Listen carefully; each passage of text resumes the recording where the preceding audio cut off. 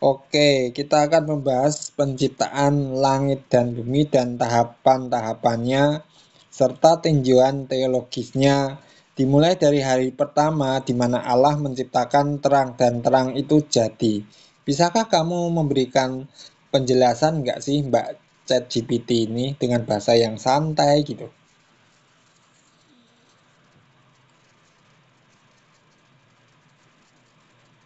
Boleh banget. Jadi di hari pertama, Allah menciptakan tersenyes. Intinya, sebelum Talks, semua gelap gesta. Terang itu bukan cuma cahaya biasa, tapi simbol awal dari kehidupan dan kebaikan yang mulai muncul. Jadi terang itu jati alias asli, benar-benar dari Allah, bukan hasil campuran atau tiruan. Bayangin deh, kayak lampu pertama yang nyala di ruangan gelap, nunjukin jalan dan mengusir kegelapan. Wah, gimana Dotson? Mau lanjut ke HIS 2? Terus bagaimana cara memahami? Oke, lanjut ya. Hari kedua, Osmi memisahkan air di bawah dan air di atas dengan langit. Jadi kayak bikin ruang antara dua kumpulan air itu. Nah, secara teologis, ini nunjukin Allah yang rapi dan tertib. Ngatur alam supaya semuanya punya tempat dan fungsi masing-masing. Kayak kamu nyusun barang supaya nggak berantakan, biar semuanya jelas dan nyaman. Penasaran hari ketiga gimana? Kembali lagi ke hari pertama, istilah jadilah terang dalam konteks bahasa Ibrani itu bisa nggak kamu jelasin itu?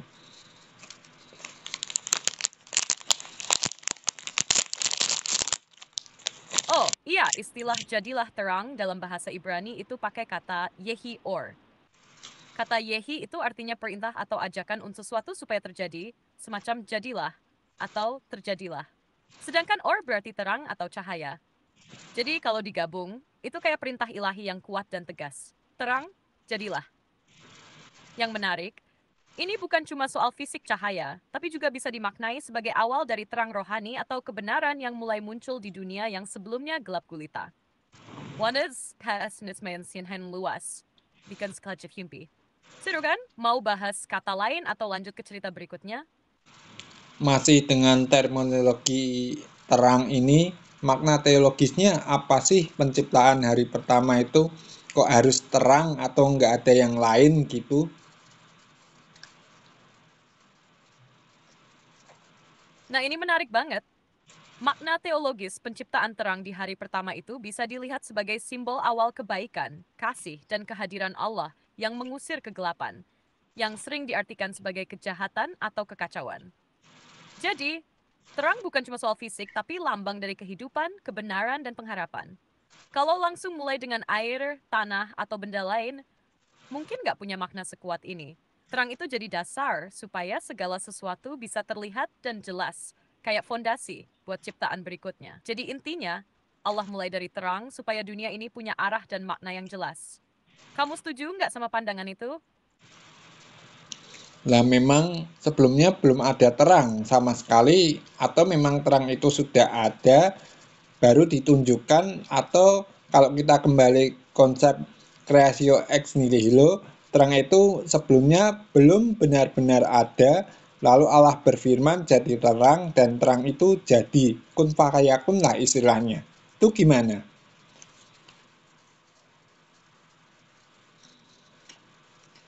Pertanyaannya bagus banget.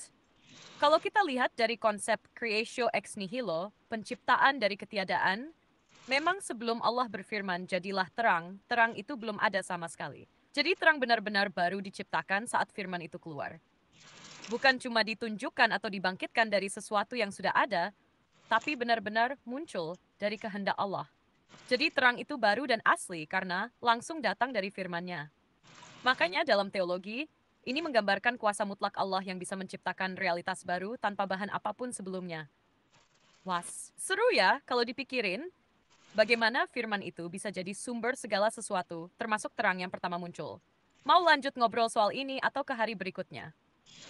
Jika dihubungkan dengan sains, apalagi teori penciptaan mengenai konsep terang yang diciptakan atau dijadikan Allah yang berasal dari kehampaan atau ketiadaan, itu bisa nggak kamu bantu aku jelasin kayak gitu?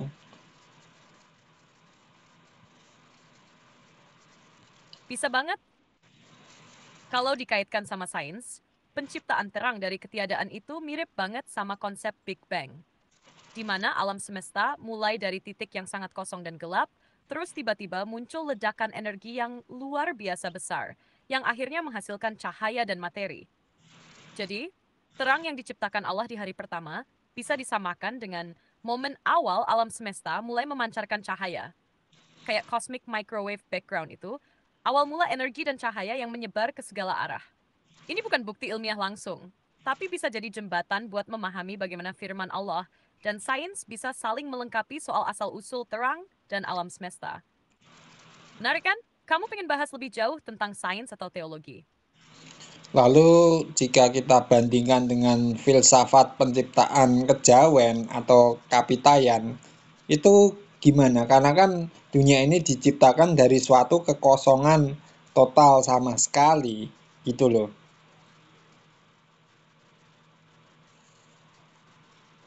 Wah, menarik banget itu. Dalam filsafat kejawen atau kapitayan, memang ada konsep bahwa dunia lahir dari kekosongan atau ketiadaan penuh, mirip seperti void atau kosmos yang belum terbentuk. Tapi, cara pandangnya lebih kental dengan unsur spiritual dan alam gaib yang melekat. Kalau dibandingin sama penciptaan Alkitab Kejadian, yang lebih tegas bilang ada Allah yang berfirman dan mencipta terang.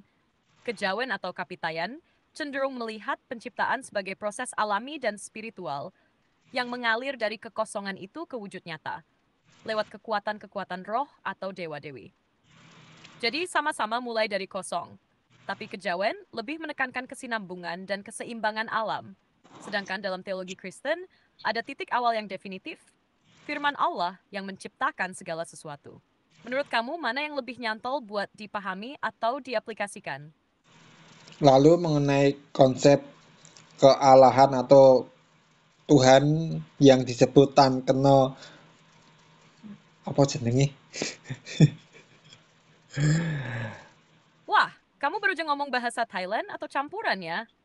Kayaknya kamu bilang, terima kasih sudah menonton. Lanjut ke episode berikutnya. Gitu ya? Lagi bikin konten video nih. Ceritain dong, tentang apa kontennya? Bukan itu apa nama istilahnya tan ken, Oh ya? ken Maksudmu gimana nih? Boleh jelasin sedikit supaya aku lebih jelas? Sik tak cari cara bacane atau spelling yang pas lah buat itu.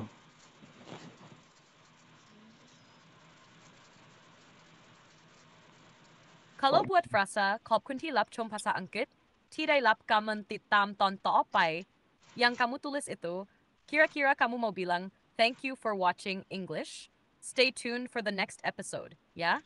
Kalau begitu, dalam bahasa Thailand yang lebih tepat dan lancar biasanya diucapkan, ขอบคุณที่รับชมภาษาอังกฤษติดตามต่อไปด้วยนะครับ ค่ะ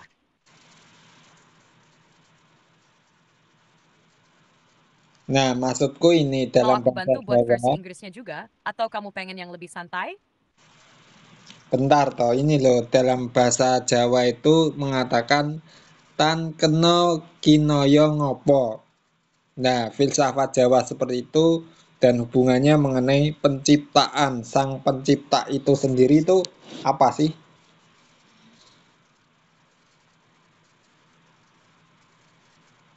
Oh, kamu mau tahu gimana filosofi Jawa itu ngomong soal penciptaan dan sang pencipta ya? Jadi, dalam filosofi Jawa, biasanya sang pencipta itu dianggap sebagai kekuatan gaib yang mutlak. Sering disebut sang hyang atau sang pencipta, yang ada di balik segala sesuatu. Penciptaan menurut filosofi Jawa itu lebih sebagai proses alamiah dan spiritual, di mana segala sesuatu muncul dari kehampaan atau ketiadaan, terus berkembang lewat keseimbangan antara kekuatan alam dan roh. Jadi, nggak cuma soal langsung diciptakan seperti kata kitab suci, tapi ada unsur proses dan harmoni yang dijaga. Kalau kamu ingin, aku bisa bantu jelaskan lebih dalam atau kasih contoh dari cerita-cerita Jawa yang terkait. Ini, Gimana?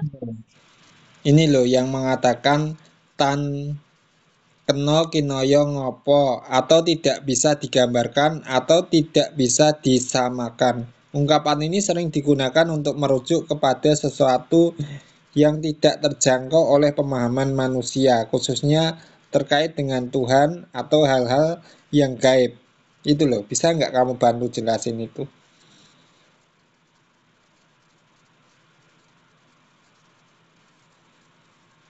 Oh iya, ungkapan tan keno kinoyo ngopo itu memang kuat banget maknanya dalam filosofi Jawa. What sebis, si kan di kasel kots yumesan dan filsin.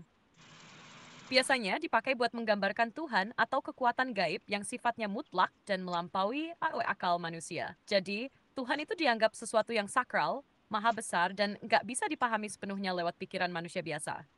Itu bikin orang Jawa jadi lebih tawakal dan hormat karena sadar bahwa ada hal-hal yang di luar jangkauan mereka. Kalau mau, aku bisa bantu jelasin lebih dalam tentang bagaimana konsep ini memengaruhi cara pandang orang Jawa dalam kehidupan sehari-hari. Mau? Berarti dengan kata lain bahwa konsep itu menunjukkan bahwa Allah yang transendental yang tidak bisa dijangkau atau bahkan digambarkan oleh manusia. Di sini juga tidak bisa diapa-apakan atau tidak bisa diubah dalam konteks tertentu.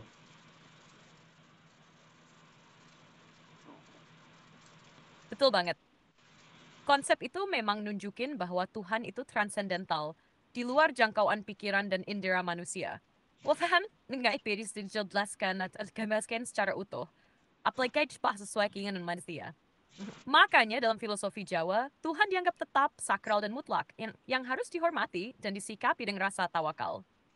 Jadi bukan cuma nggak bisa dipahami, tapi juga nggak bisa diganggu-gugat atau diubah sembarangan. Nah, kamu tertarik mendalami bagaimana konsep ini memengaruhi tradisi atau budaya Jawa? Enggak, aku hanya menanyakan hubungannya dengan teologi Injili mengenai penciptaan itu loh dan hubungan-hubungannya itu loh, korelasinya supaya ada jembatan dalam dialog gitu loh. Oh, paham?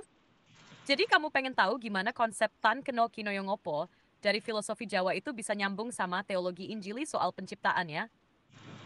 Kalau menurutku, kedua pandangan itu sama-sama ngakuin bahwa sang pencipta itu maha tinggi dan gak sepenuhnya bisa dipahami oleh manusia. Dalam teologi Injili, Tuhan itu juga transenden, di luar jangkauan manusia, tapi sekaligus dekat dan pribadi melalui Yesus Kristus.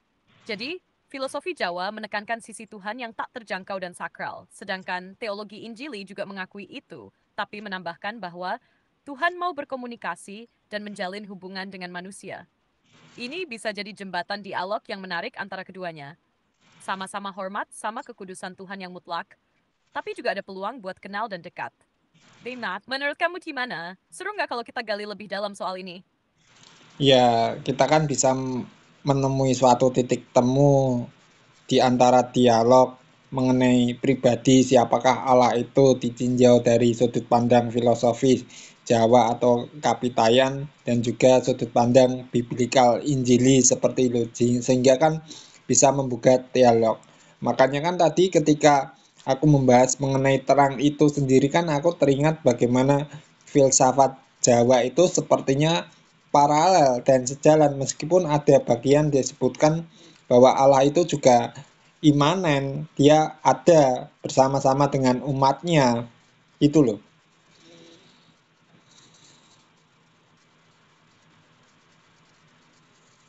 Ya, bener banget. Filosofi Jawa atau Kapitayan memang sering ngomong soal Tuhan yang imanen, ada dekat dan menyatu dengan alam dan manusia, sambil tetap menghormati aspek transendentalnya yang nggak bisa dijangkau. Sedangkan dalam teologi Injili, Tuhan juga dipahami sebagai pribadi yang dekat, yang hadir dan berelasi langsung dengan manusia lewat Yesus. Jadi ada titik temu soal Tuhan yang bukan cuma jauh dan maha besar, tapi juga akrab dan hadir di tengah umat. Ini membuka ruang dialog yang kaya banget, karena kita bisa bicara soal bagaimana manusia mengalami dan mengenal Tuhan dari dua perspektif itu. Yang satu lebih filosofis dan kultural, yang lain lebih revelasional dan pribadi. Kalau kamu mau, kita bisa gali lebih dalam tentang contoh-contoh konkret dari kedua pandangan ini. Gimana? Lalu aplikasi dan relevansinya itu bagaimana? Bisa kamu perjelas lagi penekanannya itu mengenai hubungannya dengan filosofi Jawa dan teologi biblikal Injili itu?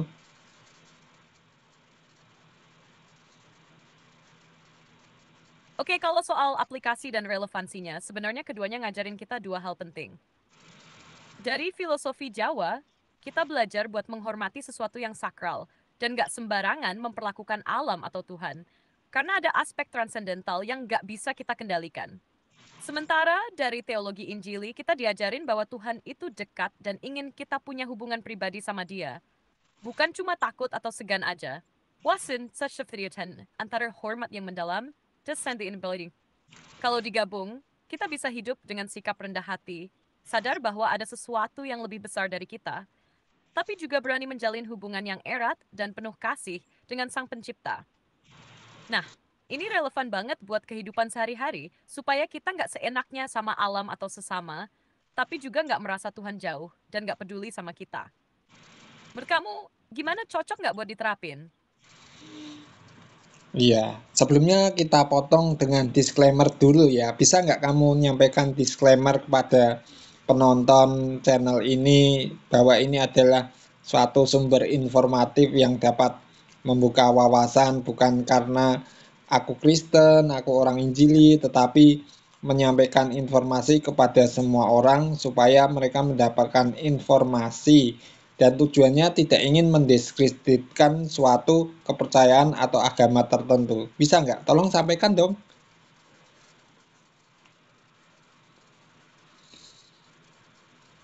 Bisa banget. Ini contohnya ya. Halo teman-teman, sebelum kita mulai, saya ingin sampaikan bahwa konten ini bersifat informatif dan bertujuan membuka wawasan kita semua. Saya pribadi adalah seorang Kristen Injili, tapi pembahasan di sini dibuat untuk semua orang tanpa bermaksud mendiskreditkan atau menyinggung kepercayaan dan agama apapun. Tujuannya hanya untuk berbagi informasi dan membuka dialog yang saling menghargai. Yuk kita mulai. Gimana, udah pas? Mau aku bikin versi yang lebih santai atau formal? Coba bikin yang lebih santai.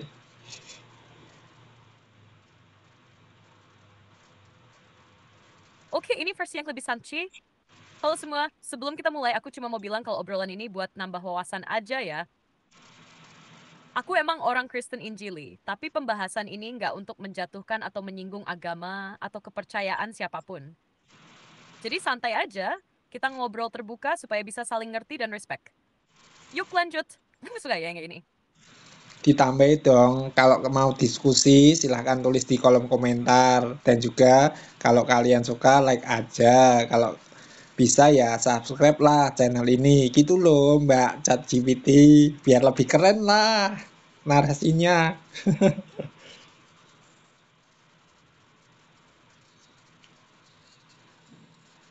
Oke, aku tambahin ya, jadi begini. Halo semua, sebelum kita mulai, aku cuma mau bilang kalau obrolan ini buat nambah wawasan aja ya. Aku emang orang Kristen Injili, tapi pembahasan ini nggak untuk menjatuhkan atau menyinggung agama atau kepercayaan siapapun. Jadi, santai aja, kita ngobrol terbuka supaya bisa saling ngerti dan respect. Kalau kalian punya pendapat atau pengen diskusi, tulis aja di kolom komentar. Ya, jangan lupa like kalau suka, dan kalau bisa, subscribe juga channel ini supaya makin keren dan makin banyak teman yang gabung. Yuk, lanjut. Gimana, Bas? Wah, mantap sekali. Oke, itu masih bagian kecil dari Kejadian 1 pasal 1 ayat yang keempat mengenai Allah menjadikan terang. Kan masih ada frasa berikutnya, eh, maka terang itu jadi. Siap, Es. Kamu mau ngobrolin frasa berikutnya yang gimana? Jadi ayat keempat itu, biasanya ada soal pemisahan terang dan gelap, atau penciptaan siang dan malam ya. Mau bahas bagian itu dulu? Nggak, kita bicara mengenai maka terang itu jadi. Itu loh, frasa itu loh. Termasuk dalam teks Ibraninya itu loh.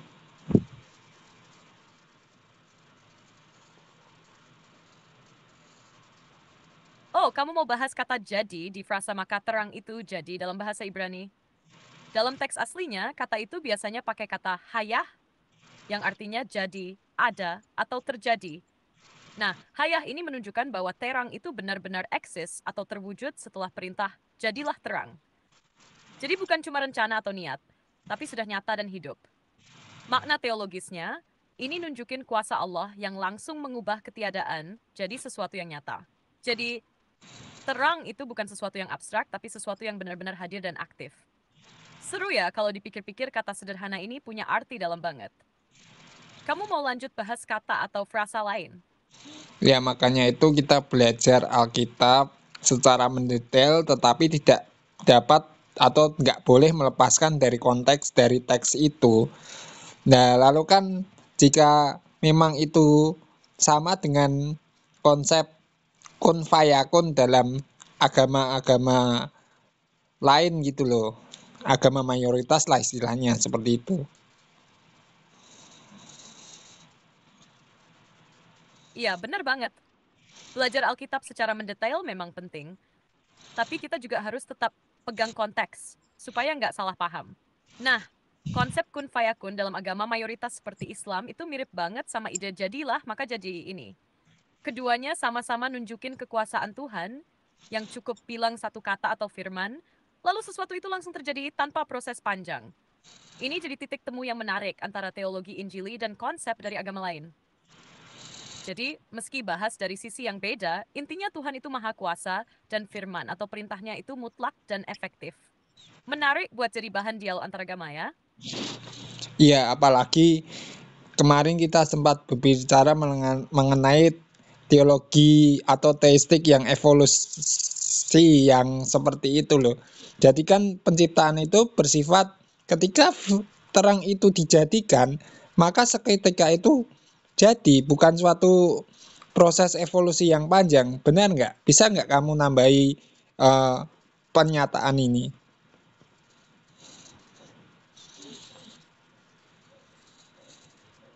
Betul banget. Kamu tangkap poin pentingnya. Dalam teologi Injili yang tradisional, penciptaan itu memang dipahami sebagai tindakan langsung dan seketika dari Allah. White detektif kata dilah terang, terang itu langsung ada, bukan hasil proses panjang atau evolusi bertahap. Ini beda dengan pandangan teistik evolusi yang melihat penciptaan sebagai proses bertahap yang dikendalikan oleh Tuhan dalam waktu yang lama.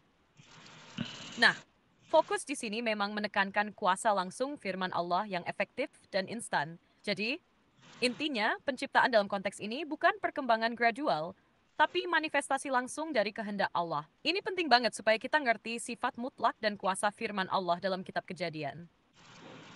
Kimui jelaskan lebihan. Berarti jelas bahwa di sini kita sudah melihat bahwa sifat Allah yang absolut, mutlak, dan tidak dapat dijangkau oleh manusia, tetapi dia selalu hadir yang imanen di antara manusia. Makanya kan ketika Yesus ada di dunia ini, engkau harus menamakan dia Immanuel, yang artinya Allah menyertai kita. Bukan begitu ya?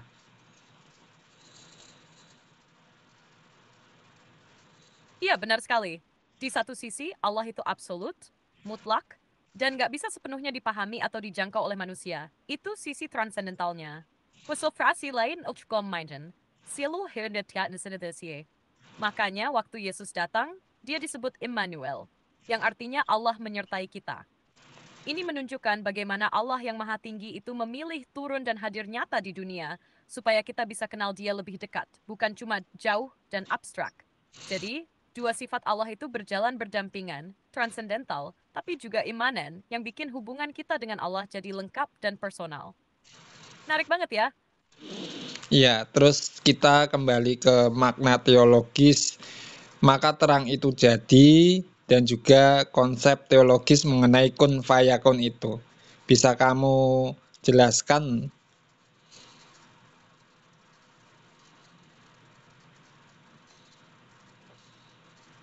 Jadi, jadi kalau kita lihat dari sisi teologis, frasa maka terang itu jadi menunjukkan kuasa menciptakan sesuatu hanya dengan firman-Nya, langsung nyata tanpa proses bertahap.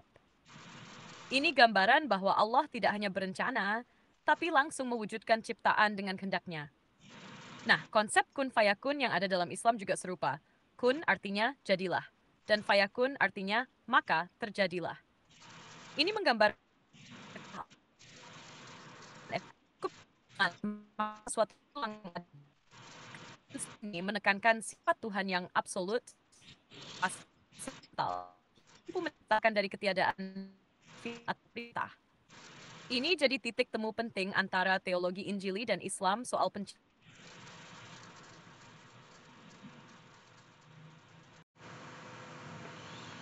Halo? Ada masalah apa ini? Koneksi kah? Kita coba. Sorry guys, ada sedikit ini, kita lihat dengar yang ini dulu. Jadi, kalau kita lihat dari sisi teologis, frasa, maka terang itu jadi menunjukkan kuasa mutlak Allah yang menciptakan sesuatu hanya dengan firman-Nya. Langsung nyata, tanpa proses bertahap.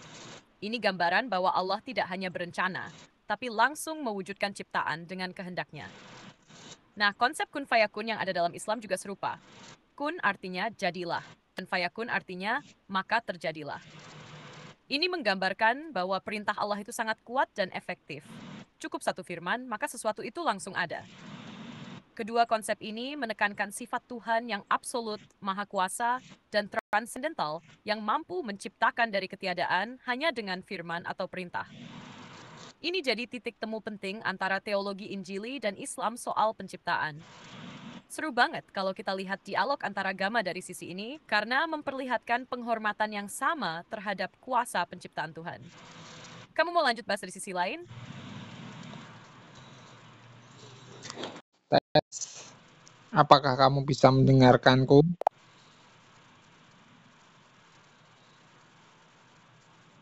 Oh, Taij. Kamu lagi mikirin apa nih soal konsep terang dan penciptaan itu?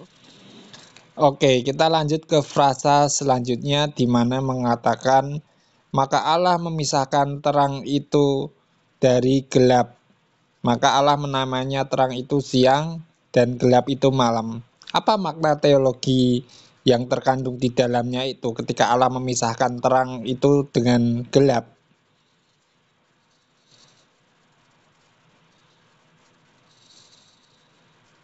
Kalau Allah memisahkan terang dari gelap itu, secara teologis bisa diartikan sebagai tindakan Allah yang mengatur dan memberi tata tertib pada ciptaannya. Terang dan gelap itu simbol yang kuat. Terang sering dihubungkan dengan kebaikan, kehidupan, dan kebenaran, sementara gelap melambangkan kekacauan, kematian, atau ketidaktahuan. Dengan memisahkan terang dan gelap, Allah menegaskan bahwa dalam ciptaan ada batasan yang jelas antara yang baik dan yang sebaliknya, antara siang dan malam, supaya dunia berjalan teratur dan bisa dihuni dengan baik. Jadi pemisahan ini bukan cuma soal fisik, tapi juga simbol spiritual bahwa Allah menciptakannya dengan keseimbangan dan ketertiban. Kamu tertarik membahas simbol lain dari hari-hari penciptaan? Masih dalam topik yang sama, lalu bagaimana ditinjau dari bahasa aslinya makna teologis itu?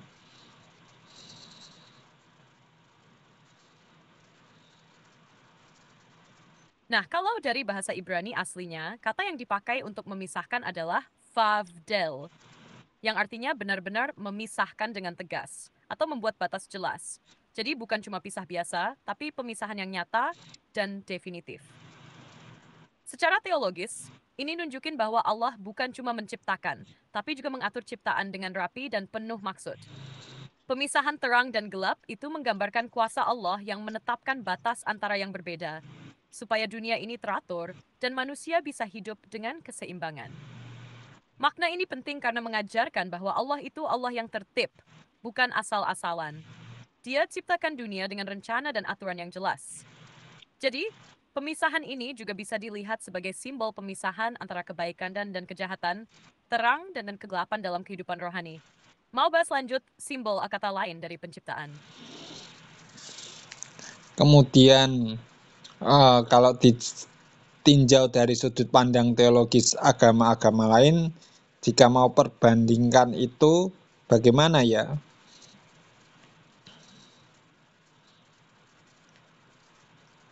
Kalau kita bandingkan dari sudut pandang agama lain, banyak yang juga punya konsep pemisahan antara terang dan gelap sebagai simbol dualitas atau keseimbangan dalam alam semesta. Misalnya, dalam filsafat timur seperti Taoisme, ada konsep yin dan yang. Dua kekuatan yang berlawanan tapi saling melengkapi, mirip dengan terang dan gelap. Kedua ini subselining wanajat harmoni alam. Di agama-agama lain seperti Zoroastrianisme, terang sering dihubungkan dengan kebaikan dan kebenaran, sedangkan gelap melambangkan kejahatan dan kebohongan, hampir mirip dengan pandangan Kristen. Jadi pemisahan ini sering jadi simbol universal tentang bagaimana dunia ini penuh dengan kontras. tapi juga ada ketertiban dan keseimbangan yang dijaga oleh kekuatan ilahi. Menarik ya, gimana ide yang mirip bisa muncul di banyak budaya dan agama? Kamu mau ngobrol soal ini lebih dalam? Yang jelas mengenai tentang keseimbangan dualisme itu, ya kan, antara terang dan gelap. Bisakah kamu secara mendetail namun bahasa yang lebih sederhana menjelaskan keseimbangan dualisme antara gelap dan terang, baik dan yang jahat itu loh? Atau bagaimana hubungan keduanya itu?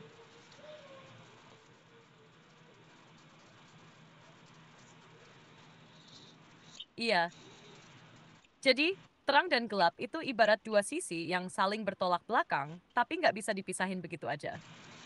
Terang biasanya diartikan sebagai kebaikan, kebenaran, dan kehidupan, sedangkan gelap sering diasosiasikan dengan kejahatan, kebingungan, atau ketakutan.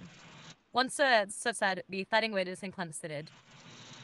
Kalau nggak ada gelap, kita nggak bakal tahu apa itu terang. Jadi keduanya saling melengkapi dan menciptakan keseimbangan supaya dunia nggak kacau atau monoton. Dalam banyak budaya, ini disebut dualisme. Dua hal berlawanan yang harus ada bareng supaya keseimbangan terjaga. Tapi bukan berarti gelap itu selalu jahat atau terang selalu baik mutlak. Kadang-kadang ada nuansa di antara keduanya. Singkatnya, terang dan gelap itu kayak dua warna yang bikin lukisan hidup jadi lengkap. Kita butuh keduanya supaya bisa benar-benar ngerti arti kehidupan. Mau aku jelasin contoh keseimbangan ini dalam kehidupan sehari-hari?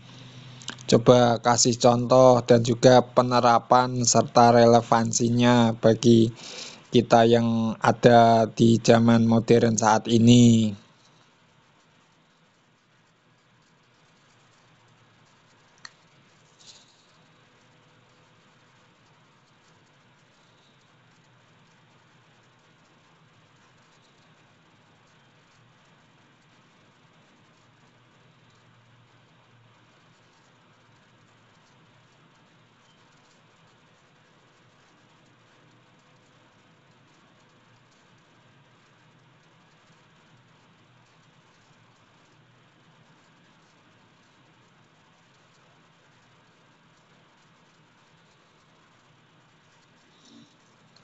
Lama banget sih, mungkin jaringannya kali.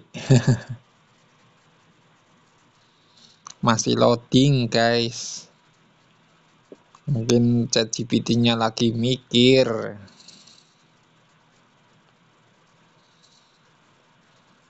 Oke, kita tunggu saja apa yang terjadi.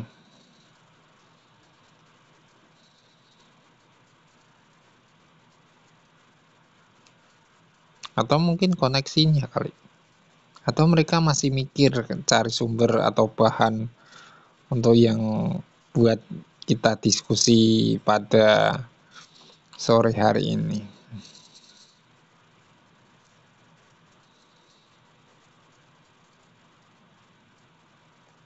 Apakah koneksinya bermasalah? Kita coba cek.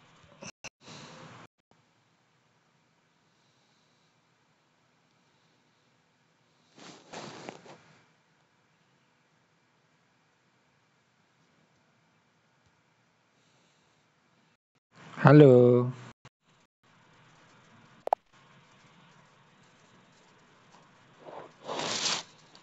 Tes.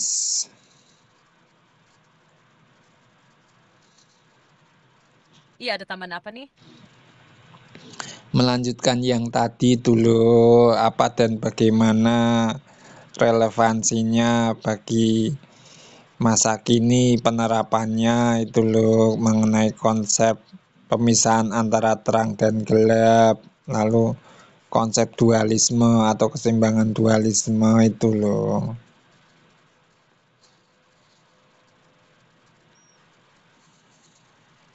Kalau buat masa kini, konsep pemisahan antara terang dan gelap itu bisa kita lihat sebagai ajakan buat memilah mana yang baik dan yang buruk dalam hidup kita.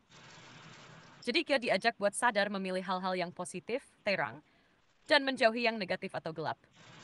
Sementara konsep dualisme dan keseimbangan ngingetin kita bahwa hidup itu nggak hitam putih. Kadang kita butuh terima bahwa ada sisi gelap juga, kayak kegagalan atau kesulitan, supaya kita bisa tumbuh dan menghargai saat-saat terang, seperti kebahagiaan atau keberhasilan. Jadi, relevansinya itu bikin kita lebih bijak dalam menghadapi hidup, sadar bahwa segala sesuatu punya sisi yang berbeda, tapi saling melengkapi. Ini bikin kita lebih tahan banting dan punya perspektif yang lebih luas. Kalau ada pengalaman yang nyambung sama konsep ini? Apakah terang dan gelap itu bisa saling bertentangan?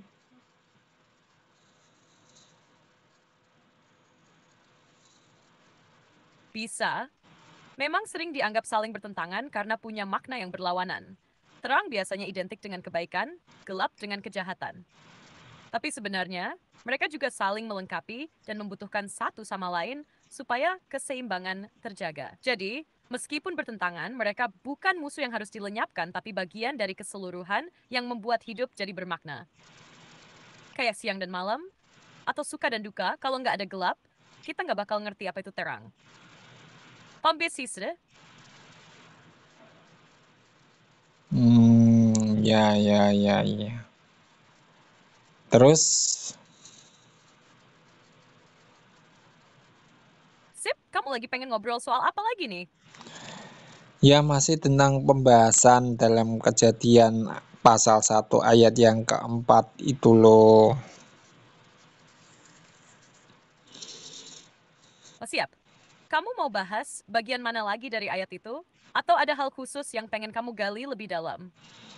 Lalu bagaimana orang percaya masa kini terutama gereja menyikapi keseimbangan dualisme itu atau konsep mengenai pemisahan terang dan gelap itu di gereja pada masa kini serta penerapannya itu loh. Nah, ini menarik. Di gereja masa kini, banyak orang percaya diajak untuk menyadari bahwa hidup itu penuh pilihan antara terang dan gelap, antara kebaikan dan dosa. Jadi gereja biasanya mengajarkan supaya jemaat memilih hidup dalam terang, yaitu hidup yang dekat dengan Allah, penuh kasih dan kebenaran. Tapi gereja juga nggak menutup mata bahwa kita menghadapi gelap seperti pergumulan, dosa, atau kesulitan. Justru di situ kita diajak bertahan, bertobat, dan percaya bahwa terang Allah selalu lebih kuat. Penerapannya bisa dalam bentuk ajakan untuk hidup berintegritas, saling mengasihi, dan menghindari hal-hal yang membawa kegelapan dalam hati dan komunitas. Jadi, gereja berperan sebagai terang yang memandu jemaat di tengah dunia yang penuh tantangan. Kalau kamu lihat sendiri, gimana sikap jemaat atau gereja di sekitar kamu soal ini? Terus hubungannya yang menyatakan atau statement Allah adalah terang dan Yesus sendiri menyatakan dirinya sebagai terang dunia itu sebagai suatu relevansi atau bagaimana?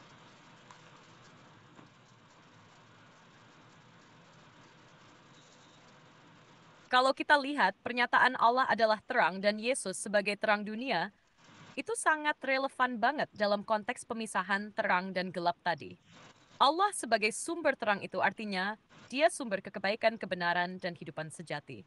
Yesus sebagai terang dunia menunjukkan bahwa dia datang untuk mengalahkan kegelapan, dosa, kebingungan, dan kematian, dan membawa manusia ke dalam terang itu, yaitu hubungan yang hidup dengan Allah. Jadi, relevansinya, kita sebagai orang percaya diajak ikut hidup dalam terang itu, nggak cuma buat diri sendiri, tapi juga jadi terang bagi orang lain. Ini ajakan untuk membawa kasih, kebenaran, dan harapan ke dunia yang sering gelap oleh masalah dan dosa. Menurut kamu, gimana cara terbaik kita bisa jadi terang dunia itu di zaman sekarang? Ada yang mengatakan begini, jika Allah itu adalah terang, berarti Allah itu adalah suatu wujud energi yang boleh dikatakan itu suatu energi yang tidak terbatas.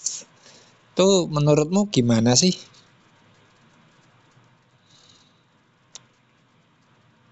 Kalau dilihat dari sudut pandang itu, menarik juga. Menganggap Allah sebagai terang dan menyamakan dengan energi yang tak terbatas bisa jadi cara untuk memahami sifat Allah yang maha hadir dan maha kuasa. Energi itu kan sumber kekuatan dan kehidupan yang terus mengalir tanpa habis, mirip seperti Allah yang terus memberi hidup dan mengatur alam semesta. Tapi tentu saja dalam teologi, Allah bukan cuma energi biasa, tapi pribadi yang sadar dan berkehendak.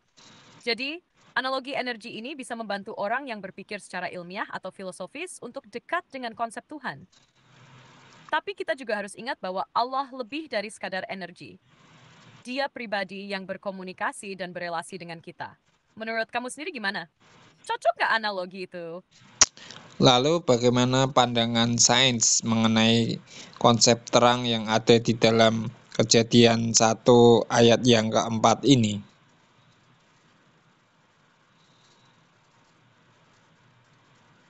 Kalau dari sisi sains, konsep terang di Kejadian 1 ayat 4 bisa dikaitkan dengan momen ketika alam semesta mulai memancarkan cahaya, seperti peristiwa Big Bang.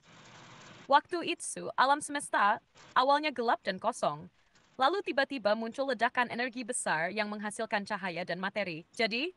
Jadilah terang bisa dipandang sebagai awal mula munculnya energi dan cahaya yang menyebar ke seluruh alam semesta, yang akhirnya memungkinkan terbentuknya bintang, planet, dan kehidupan. Meski ini bukan penjelasan teologis, tapi menarik kalau kita lihat ada kemiripan antara narasi Alkitab dan penemuan ilmiah tentang asal mula cahaya dan alam semesta. Kamu tertarik ngobrol lebih jauh soal hubungan antara sains dan agama? Dan juga bagaimana asal sumber ledakan dari suatu titik itu? Apakah titik itu diciptakan atau memang sebelumnya sudah ada sebelumnya dari suatu wujud kekekalan, atau memang itu berasal dari suatu siklus yang berulang menjadi suatu titik singularitas, kemudian titik singularitas itu meledak dan menjadi alam semesta saat ini. Dengan kata lain, sebelum ada alam semesta yang ada sekarang ini, ada alam semesta lain yang sudah ada, lalu dia hancur menjadi satu titik, lalu muncul ledakan dari hal semacam itu. Bisa kamu bantu? Aku mumet iki.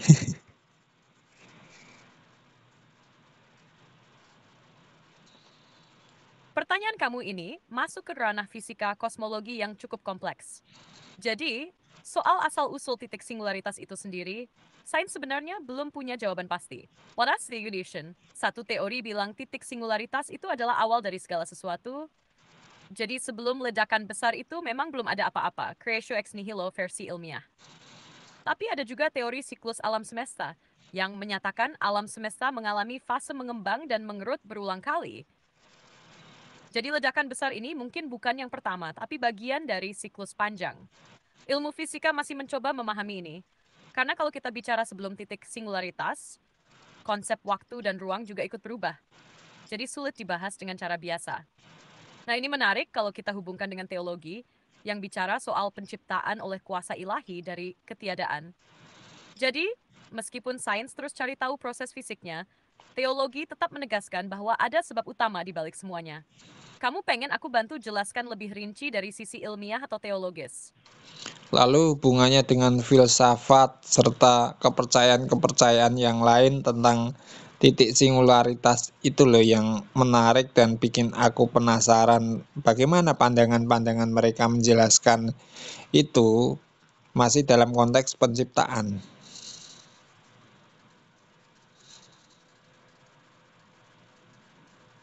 Wah, ini topik yang asik banget.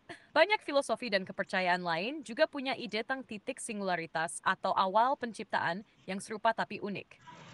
Misalnya, dalam filosofi Hindu ada konsep Brahman yang dianggap sebagai sumber segala sesuatu, suatu kesatuan mutlak yang melampaui waktu dan ruang, mirip seperti titik singularitas yang belum terpecah.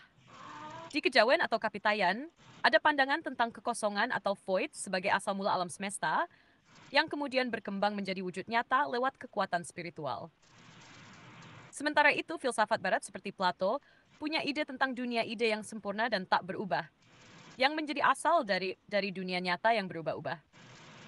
Jadi, meskipun istilah dan penjelasannya beda-beda, banyak kepercayaan mencoba menjawab pertanyaan yang sama. Dari mana asal segala sesuatu? Titik singularitas ini bisa dianggap sebagai simbol dari misteri awal penciptaan yang sulit dijangkau akal manusia. I am the slime lima shaks dari Himantus, fancy. Berarti seharusnya ya, setahu aku, Ya terus, Kamu mau lanjut ke pemikiran atau kesimpulan seperti apa? Ya, setahu aku kan waktu dimulai pada saat awal penciptaan. Berarti kan sebelum penciptaan segala sesuatu, waktu itu tidak ada. Nah, inilah yang menjadi misteri kita memahami baik waktu itu sendiri ataupun ruang. Ya kan, konsep ruang dan waktu. Jadi sebelum waktu diciptakan, berarti kan ada yang namanya istilah kekekalan lampau. Dan sedangkan mengenai ruang itu sendiri kan, ruang itu kan kita tidak tahu seberapa luas ruang yang dimaksud alam semesta yang tercipta pada saat ini. Nah, itulah pemahaman-pemahaman yang seringkali membuat kita eh, tergoyahkan dalam hal pemikiran rasio itu loh.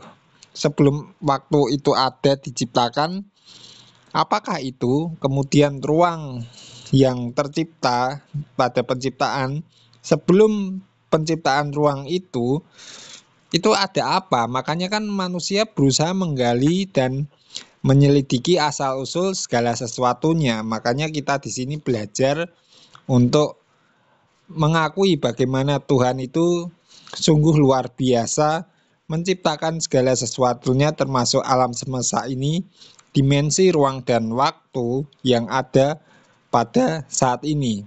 Dan kita tidak bisa karena ada batasan-batasan tertentu pemikiran manusia yang kita tidak bisa kita langgar untuk kita mengetahui apa yang terjadi dalam kekekalan lampau. Waktu itu berjalan atau sudah ada atau memang belum ada dan juga ruang itu sendiri. Menurut kamu bagaimana sih?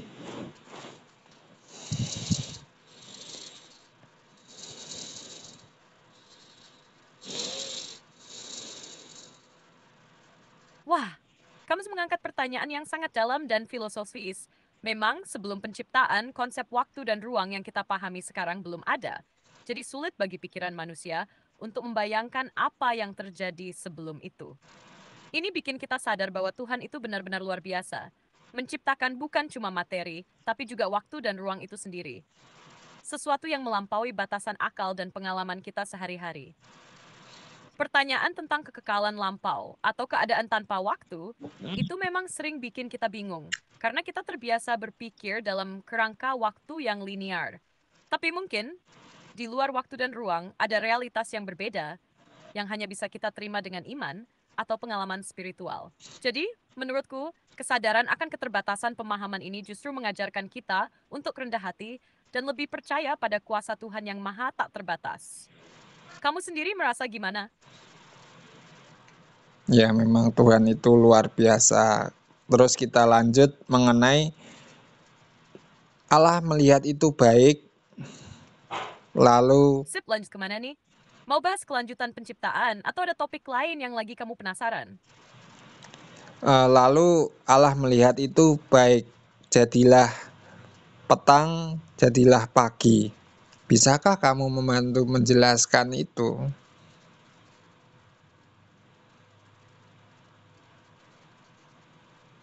Tentu, kalau Allah melihat itu baik, itu artinya segala yang dia ciptakan sesuai dengan rencana dan sempurna dalam pandangannya. Jadi, terang yang dia ciptakan bukan cuma ada, tapi memang membawa kebaikan dan manfaat. Kalimat jadilah petang, jadilah pagi, ini menandai berakhirnya satu hari penciptaan, jadi ada siklus waktu yang mulai berjalan. One said, ini slunchten Allah beredhulvlatferisid, ding ustan dan ritmia bahajan. Secara teologis, ini ngasih tahu kita bahwa penciptaan itu bukan asal jadi, tapi penuh tujuan dan ketertiban, yang semua itu dinyatakan baik oleh Allah sendiri. Mau kita lanjut ke hari kedua atau mau bahas makna baik itu lebih dalam? Nah, itu kita akan menggali mengenai makna Allah melihat itu semua baik secara teologis itu bagaimana ya?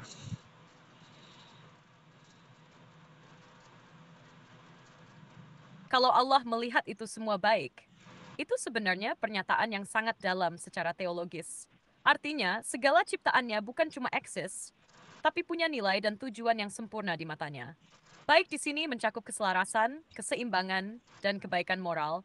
Semua ciptaan sesuai dengan kehendak Allah.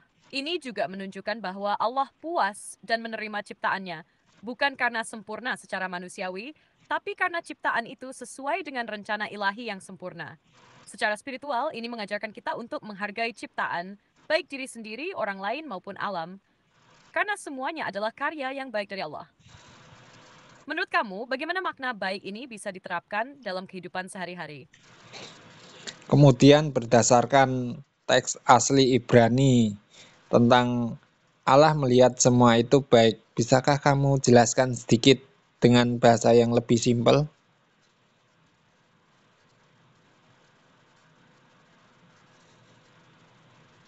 Oke, dalam bahasa Ibrani, kata yang dipakai untuk melihat adalah ra'ah, yang berarti lebih dari sekadar lihat mata biasa, tapi juga memeriksa atau mengamati dengan penuh perhatian.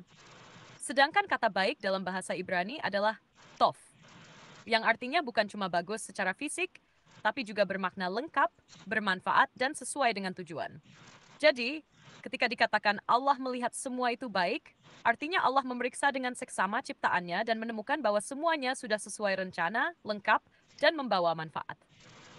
Bahasa sederhananya, Allah bukan cuma sekadar lihat, tapi benar-benar ngecek dan bilang, ini sudah oke dan pas banget. Mau aku bantu jelasin kata lain dari teks Kejadian?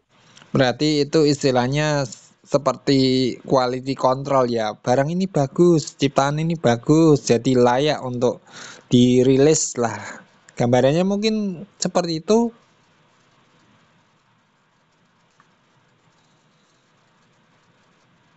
Ya, persis banget.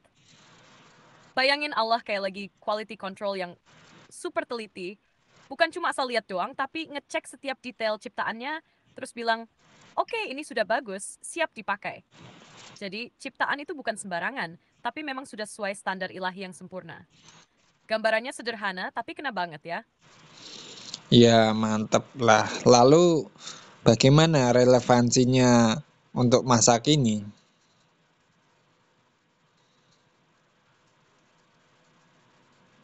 Relevansinya buat masa kini, kita diajak buat punya sikap yang sama, yakni menghargai dan merawat segala sesuatu di sekitar kita. Karena semuanya punya nilai dan tujuan. Jadi, bukan cuma senaknya buang sampah atau merusak alam, tapi sadar kalau dunia ini ciptaan yang layak dan berharga. Selain itu, kita juga diajak untuk menerapkan standar kualitas dalam hidup kita sendiri, misalnya dalam pekerjaan, hubungan, dan iman. Kita belajar dari Allah yang teliti dan penuh perhatian, supaya kita juga berusaha melakukan yang terbaik dan menghargai proses. Jadi, prinsip melihat itu baik mengingatkan kita buat hidup dengan kesadaran dan tanggung jawab, bukan asal-asalan. What's this you? Sebagai kesimpulan, bisakah kamu meringkas dari apa yang kita bicarakan atau topik pembahasan kita pada hari ini mengenai kejadian pasal 1 ayat yang keempat ini?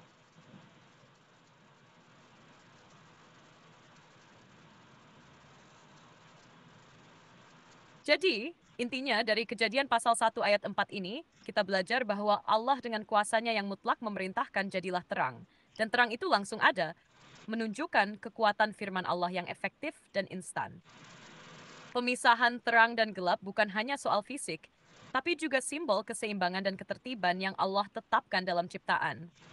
Ketika Allah melihat semuanya itu baik, itu artinya ciptaannya bukan cuma ada, tapi sempurna dan sesuai rencananya, yang mengajarkan kita untuk menghargai dan merawat ciptaan. Konsep ini juga punya kesamaan dengan ajaran lain seperti kun fayakun dalam Islam dan relevan dengan pemahaman sains tentang awal cahaya di alam semesta. Meski waktu dan ruang itu misteri sebelum penciptaan, semua menunjukkan kebesaran Tuhan yang melampaui batasan manusia. Nah, ini semua ngajak kita untuk rendah hati, percaya, dan hidup bertanggung jawab dalam menjaga dunia serta menjalani kehidupan dengan standar kualitas yang baik. Gimana? Ada yang pengen gambar? Ya, bagus. Sebagai penutup, tolong tutuplah video kita ini atau pembahasan ini supaya orang ya mengajak diskusi di kolom komentar. Siapa tahu ada yang subscribe, ada yang like kalau suka, kalau nggak suka ya silahkan dislike aja. Kalau yang mau share ya silahkan share.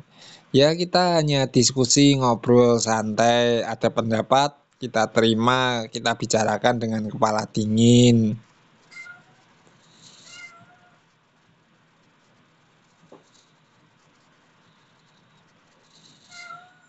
Siap? Ini penutupnya ya. Terima kasih teman-teman udah dengerin obrolan kita hari ini. Semoga bisa menambah wawasan dan bikin kita makin terbuka dalam melihat berbagai sudut pandang. Kalau kalian punya pendapat, pertanyaan, atau mau diskusi, langsung aja tulis di kolom komentar. Kita ngobrol santai, pakai kepala dingin. Kalau kalian suka, jangan lupa like videonya. Kalau nggak suka, ya boleh juga dislike. Dan kalau menurut kalian ini bermanfaat, silakan share ke teman-teman kalian. Hey, jangan lupa subscribe supaya nggak ketinggalan pembahasan seru lainnya. Sampai ketemu di obrolan berikutnya, dan tetap semangat cari kebenaran dengan hati yang terbuka. Gimana? Pas nggak? Mau jet sedikit?